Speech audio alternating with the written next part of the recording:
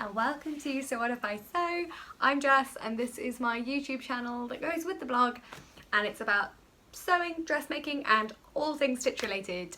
Today is a super emotional day for me because I've been working this video for a while, and today you join me to review my new sewing machine, the Starlet 6680. I've been holding off on doing this. It's only a month and a half old. However, I really have sewed pretty much every day for that month and a half to get to know my machine, and I've left it this long to do an intro video because I wanted to make sure the first flush of excitement and kind of the first flush of love about my machine had died down, so I could give you guys an honest review of how I found it so far and identify what my favourite bits of using the machine are. It's a gorgeous machine. It can do everything from silk right through to leather. It's got a really strong motor in it because it's a Singer and they are really reliable. And yeah, I found it can handle everything I've thrown at it so far. It's also, as I say, it's an emotional video for me because this was a very emotional purchase. It's the first big ticket item I've ever bought that's just for me.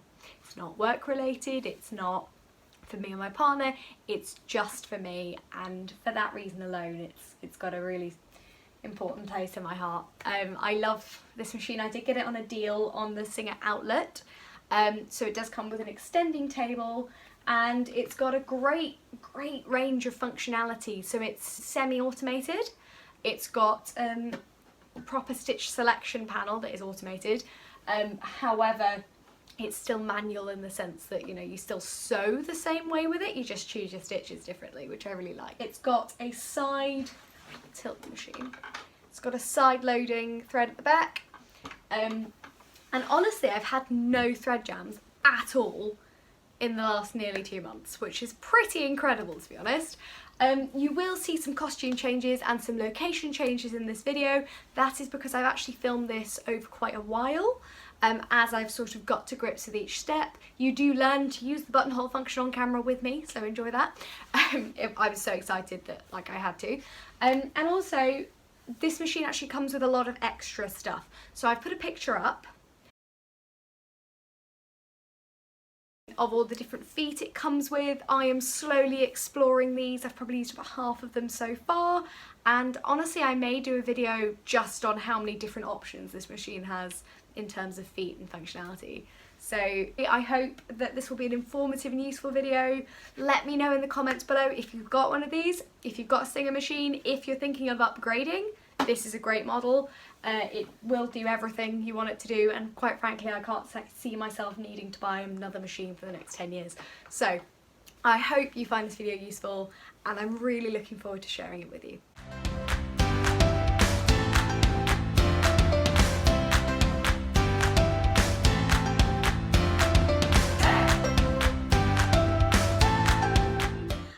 I am going to talk to you guys about my amazing buttonhole foot. Now, if your first reaction is like mine, it's like, bloody hell, this is massive, and it is, it's huge.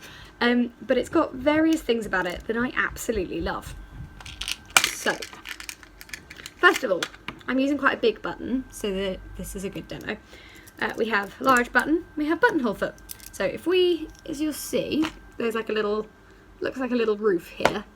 We pull that out, and then we put the button, we clip it in there, and we push this little roof thing down onto the button till it's, till it's in, it's not going anywhere. This then creates the amount of space necessary for the buttonhole here.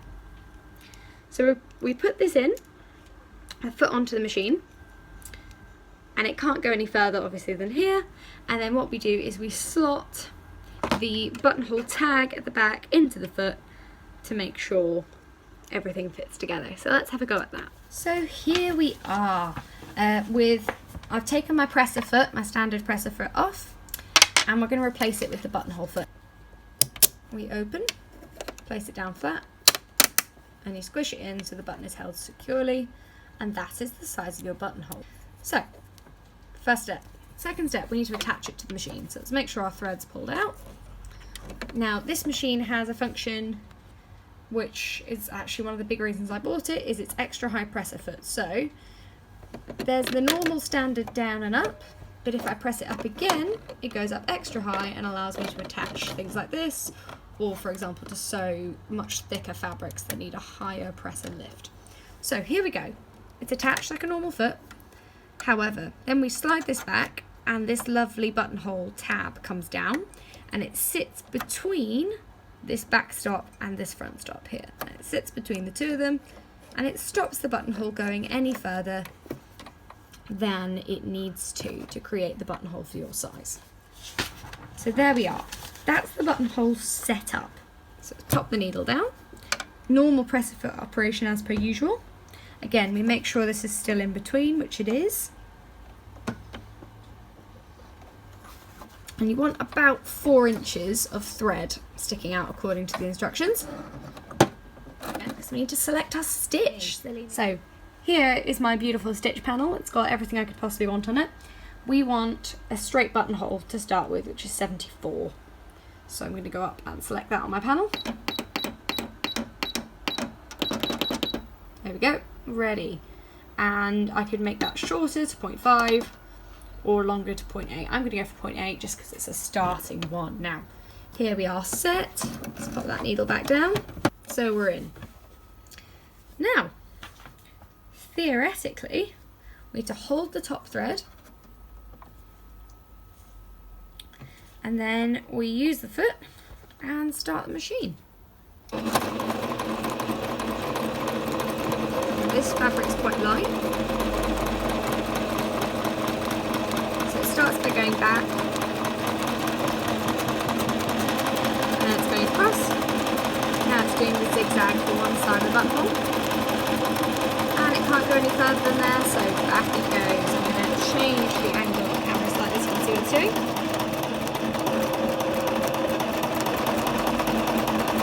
Now I'm not having to do anything here, all I'm doing is pressing my foot down to control the speed. There we go, and it stopped of its own accord when it feels I have a buttonhole. Let's have a look, shall we? So I've lifted, give it a wee snip. I would use a snip on the machine, but there we are. So I've got a beautiful buttonhole. My second favourite attribute of this machine is the number of stitches it has. It's got 79 and unusually about 2/3 of them are not in fact decorative. This frustrates me as someone who doesn't quilt and doesn't embroider. I don't really care about decorative stitching. I've probably used it twice, it does not come up.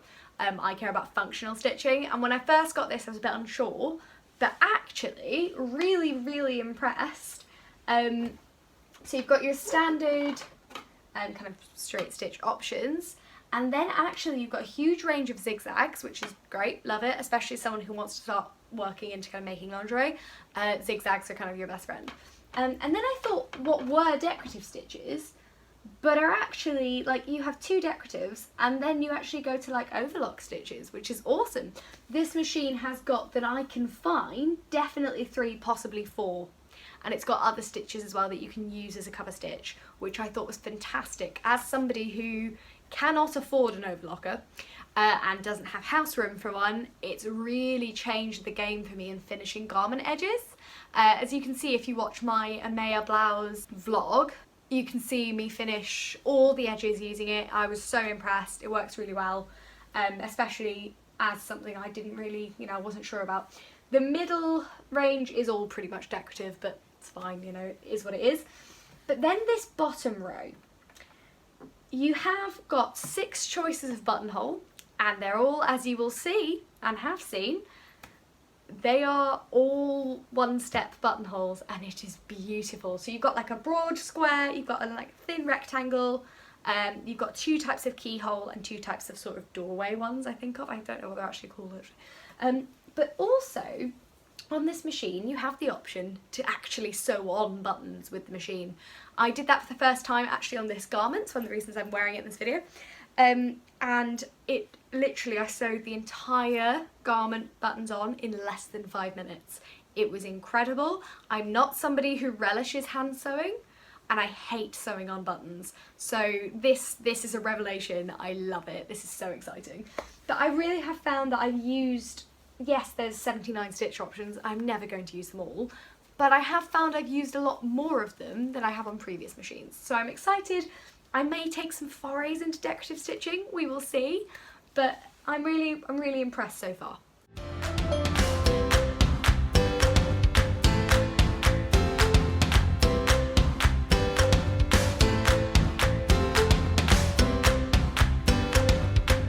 Although it's hard to demonstrate, I did have to put this on here as my third favourite thing about this machine because it's got such a strong motor on it. The power of this machine is incredible, and I love the speed it stitches at. Now, I found that people who don't sew don't understand what I mean when I say this, but when I spoke to my mum about it, we completely clicked on this. My old John Lewis machine was lovely, but it felt like driving a car with a very small engine. It felt very frenetic, and it would speed up and be really high pitched really suddenly. It didn't idle well. It can either stitch incredibly slowly or just gun it, but it's really hard to kind of sit at 30, as it were. And yeah, it didn't feel, the pedal motion wasn't as smooth as this is. Now that's fine, because that's the type of machine the John Lewis J110 SE is. That's fine. But this machine, it's a Singer, it's got a nice big strong motor in it, and it just ticks along. I now have actually got to the stage where I can foot to the floor sew with this. I've put some time lapses in so you can kind of see it at work. But it is, yeah, it just ticks through everything. It just trundles along. The pedal is lovely. I feel like it's got a lot more give in it, and I can sit at different angles more easily, and it does maintain speed really well. I've been so impressed with it. But I will say this for anyone who's looking for an upgrade and wants something that will just sort of do everything they need. I cannot recommend Singer enough for durability. Obviously at some point I will get it serviced, and it'll be interesting to see how the motor ages. But for now, it seems to have done the first nearly 2 months.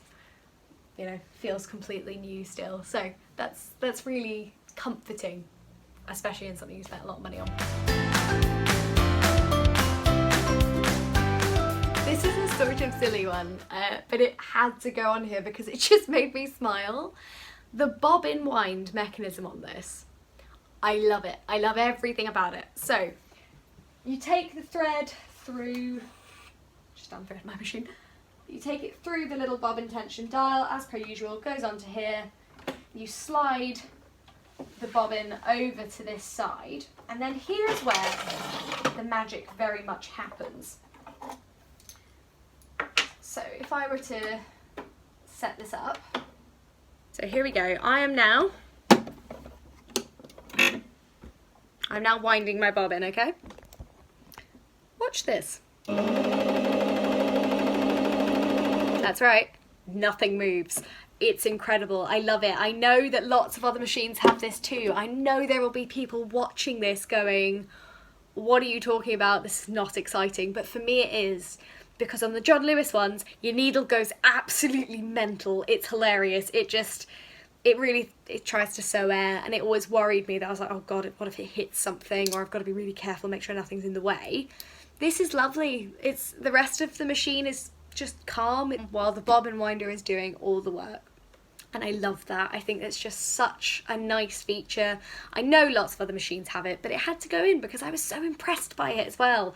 And it does mean that if you need to do anything else around this area of the machine, you can. Nothing else is moving. If you need to, you know, give it a clean or anything while your bobbin's out, or you need to unstuck anything, you can, because nothing's moving. You're not going to stab yourself in the hand by accident.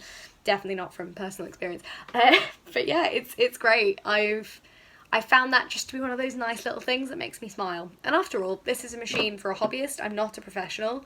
So it is also about the things that make me smile.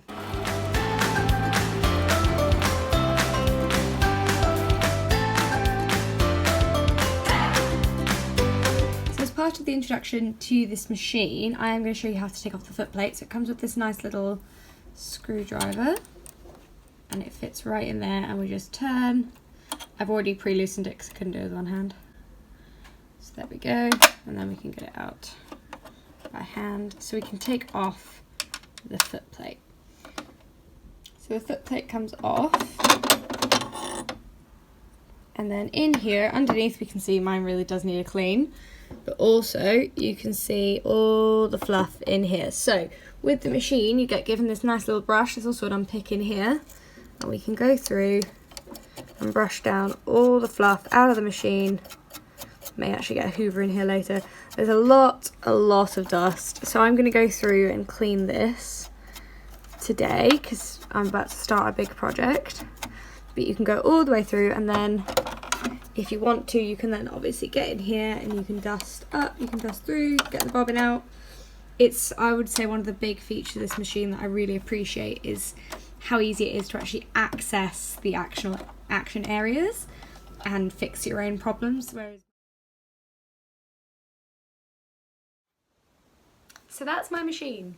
I'd love to tell you, actually, I'd love to make this more balanced and tell you about problems I've had, but I really haven't had any. The only thing, and that, you know, was because I didn't read the manual, is I had to adjust the thread tension because literally every time I went to put my needle, the stitches themselves were fine, but every time I went to put my needle down, it just pulled the thread out because it was too tense. So that meant I took the tension down to a 4, adjusted, and it's stitched beautifully ever since. But for anyone else who's got this machine and is struggling, you should be able to, with a little pull, just pull a bit of thread out. Whereas if I put it on 5, it's like, it struggles. But again, every machine is different, and it does actually tell you in the manual for this that you need to check your thread tension on your specific machine. The manual that comes with this is incredible. It's got some automated errors. I think it's got like 6, maybe 8, and they come up as like C8 or C2.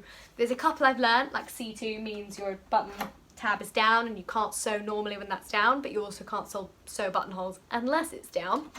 And C4 means your, this is your pedal here that's plugged in separately. It means it's not plugged in properly, or like it's come out or anything, so you can't sew. But yeah, there's a couple of other errors, and I actually found it really helpful. For once, the instructions are genuinely useful and understandable by a human who may not be a sewing machine expert. So would I recommend Singer? Yes, absolutely. My grandma's first machine was a Singer. I'm pretty sure my mum's, at least if not worked on many, has had one.